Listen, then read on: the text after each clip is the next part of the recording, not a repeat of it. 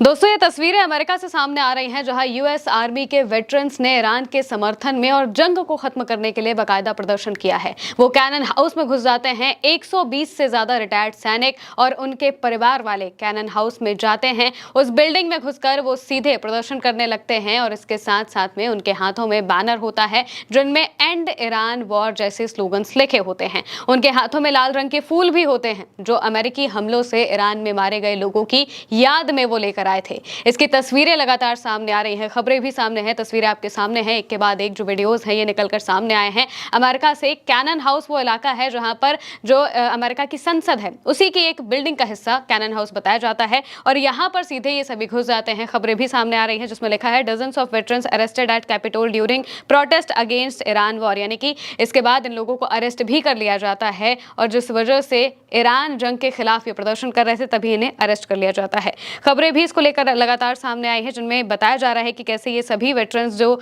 America के soldiers हैं ये सभी ईरान जंग के खिलाफ उतरते हुए दिखाई दिए। गल्फ रिपोर्टर के हवाले से लिखा है US military veterans are occupying the Cannon building in the nation's capital to protest the US war on Iran and Israel's genocide on Gaza. Gaza और ईरान में इस जंग के खिलाफ वो सभी प्रदर्शन करते हुए दिखाई देते हैं।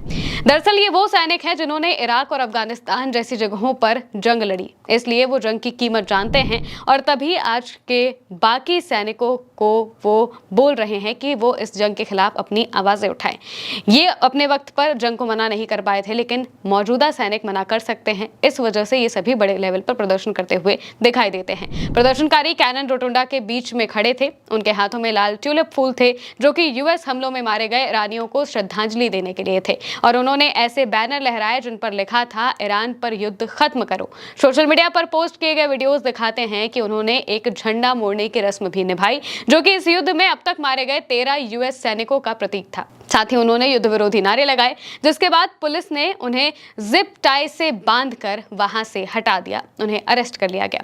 एक बयान में सीसीडब्ल्यू ने कहा कि प्रदर्शनकारी हाउस स्पीकर माइक जॉनसन से मिलने की मांग कर रहे थे ताकि वो उस मोड़े हुए झंडे को स्वीकार करें और ये वादा करें कि वो इस युद्ध के लिए आगे और फंडिंग नहीं करेंगे, यानी कि कांग्रेस इस जंग के खिलाफ फंडिंग को रोके। इस वजह से ये सभी प्रदर्शन करते हुए दिखाई देते हैं। 28 फरवरी को यह जंग शुरू हुई थी। एक रिटायर्ड सैनिक ने गिरफ्तार होते हुए कहा, जिस युद्ध में मुझे भेजा गया था उसने हजारों अमेरिकियों और 10 लाख इराकियों की जान ली।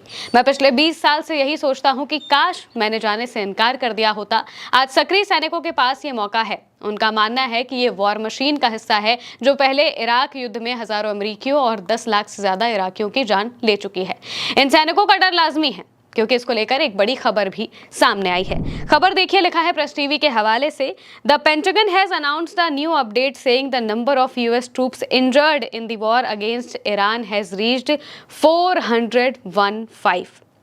The figures include 271 army personnel, 63 navy sailors, 62 air force members and 19 marines, यानी कि अमेरिका के 415 सैनिक ईरान से जंग में अब तक घायल हो चुके हैं। 13 से ज्यादा सैनिकों की जान जा चुकी है। ये ऑफिशियल आंकड़े हैं। आप जानते ही हैं कि अमेरिका और इजराइल जैसे देश अपने ऑफिशियल आंकड़े अक्सर छिपाते हैं, खासकर जब इस तरीके की जंग में हो, जब सामने वाला जो देश है वो आमतौर पर कमजोर दिखता हो। अगर वो आपके सैनिकों को नुकसान पहुंचाए तो फिर देश में बड़े लेवल पर विद्रोह शुरू हो सकता है। इस वजह से अमेरिका अपने आंकड़ों को छुपाता भी हमेशा नजर आता है।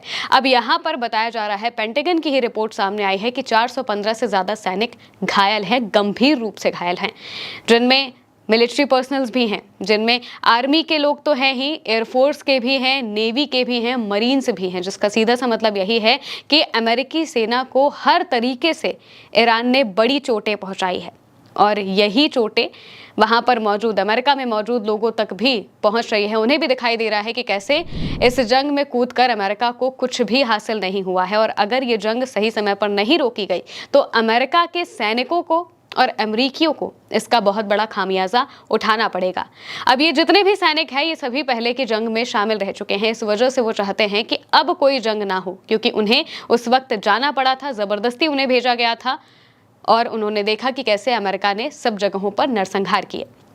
इसी वजह से यहाँ पर जो अमेरिकी सैनिक हैं वो साफ तौर से कह रहे हैं कि अभी मौजूदा वक्त में जो सैनिक हैं वो इस जंग से निकल सकते हैं, उन्हें अपनी आवाज़ उठानी चाहिए और ईरान के खिलाफ इस जंग को रोक देना चाहिए। साथ ही साथ में कांग्रेस से वो ये मांग कर रहे हैं कि इस जंग को और ज़्यादा फंडिंग ना दी जाए, और ज़्यादा पैसे ना दिए जाए, और ज़्यादा पैसे इस जंग में खर्च ना किए जाए। जो तस्वीरें सामने आई हैं प्रोटेस्ट की, वो बहुत धड़ल्ले से पूरे सोशल मीडिया पर वायरल हो रही हैं और हर कोई ये बात कह रहा है कि अमेरिका की सेना भी अब ट्रंप के खिलाफ उतरती हुई दिखाई दे रही है। वो भी ये बात कह रहे हैं कि डोनाल्ड ट्रंप के फैसले अमेरिका को लॉन्ग टर्म में काफ़ी ज़्यादा नुकसान पहुंचाएंगे और साथ ही साथ ईरान के साथ जंग वो जीत तो बिल्कुल भी नहीं पाएंगे, क्योंकि ईरान जिस तरीके से लड़ रहा है, 40 दिनों की जंग ईरान ने जिस तरीके से लड़ी और इसके बाद सीज फायर के वक्त भी ईरान का जो एटीट्यूड दिखा है वो ये बता रहा है कि ये जंग अगर वापस से शुरू होती है तो अमेरिका के हाथों कुछ खास नहीं लगेगा। ईरान अपने अस्तित्व की लड़ाई लड़ रहा है और इसके लिए वो किसी भी हद तक जा सकता है। वहीं अमेरिका के पास खोने के लिए बहुत सारी चीजें हैं। अमेरिका के बहुत सारे रडार पहले ही ध्वस्त किए जा चुके हैं, बेसिस तबाह हो चुके हैं। अब अगर इसके बाद भी अमेरिका फिर से जंग शुरू करता है तो अमेरिकी लोग ही ट्रंप के खिलाफ खड़े हो जाएंगे। इसी वजह से डोनाल्ड ट्रंप कोशिश कर रहे हैं कि किसी भी तरीके से, चाहे धमकाकर, चाहे डराकर, चाहे प्यार से बात करके, हर तरीके से सीज फायर पे अग्रीमेंट ईरान से करा लिया जाए। लेकिन ईरान अमेरिका की शर्तों पर अग्रीमेंट करने को राजी बिल्कुल भी नहीं हो रहा है। ईरान ने साफ कहा है कि हम आपकी शर्तों पर तो कोई अग्रीमेंट नहीं करेंगे, शर्तें हमारी ही होंगी। और इस वजह से माना जा रहा है कि ये सीज फायर आगे भी बढ़ सकता है। अब अमेरिका के कितने सारे सैनिक घायल हुए हैं ये तो आपने देखा ही, और ये सब कुछ हुआ है डोनाल्ड ट्रंप के एटीट्यूड की वजह से। साथ ही साथ में उनकी जो आदत रही है बेगानी लड़ाई में, ये सभी जान गंवाए हैं और कुछ लोगों ने चोटें भी खाई हैं, जिसका मतलब यही है कि अमेरिकी सैनिकों के लिए बहुत बड़ी मुश्किलें आने वाले वक्त में भी पैदा हो सकती हैं अगर ये जंग वापस से शुरू होती है। इसी वजह से अब उनकी सेना के रिटायर्ड सैनिक ही ट्रंप के खिलाफ, इस जंग के खिलाफ उतरते हुए दिखाई दे रहे हैं। फिलहाल के लिए मेरे साथ इस खबर में इतना ही। आप देखते रहिए उल्टा चश्मे।